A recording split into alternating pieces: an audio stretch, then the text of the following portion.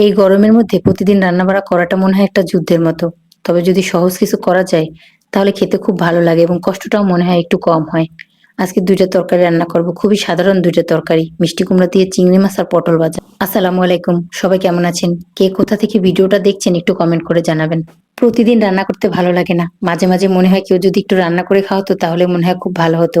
আমার কাছে মনে হয় রান্না করার আগে যদি একটু সবকিছু কেটে ধুয়ে ভালোভাবে গুছিয়ে নেওয়া যায় তাহলে রান্না করাটা একটু সহজ হয়ে যায়। নরমালি সব মসলা দিয়ে এখন পটলটাকে মেখে নিয়ে এরপরে ভাজবো। হলুদের গুঁড়ো, মরিচের গুঁড়ো আর লবণ দিয়ে পটলটাকে একটু মেখে নিয়ে এরপরে তেলের মধ্যে দিয়ে পটলগুলোকে ভেজে নেব। আমার কাছে না পটল ভাজাটা খুব একটা ভালো লাগে না।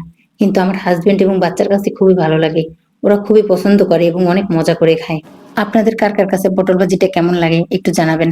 কথা বলতে বলতে একটা রান্না শেষ করলাম, এখন আরেকটা রান্না শুরু করছি। মিষ্টি কুমড়াটা খুব একটা মসলা দিয়ে রান্না করলে ভালো লাগে না খেতে।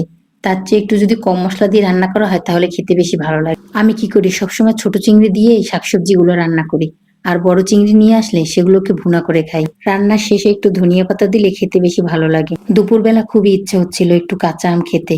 যেই বাবা সেই কাজ, বাসায় 2টা কাঁচা আম ছিল, সেগুলোকে কেটে নিয়ে এরপর লবণ দিয়ে মাখিয়ে খেয়েছি। ছোটবেলাতে তো গ্রামে বসে অনেক মানুষ মিলে একসাথে কাঁচা আম ভর্তা করে খেতাম।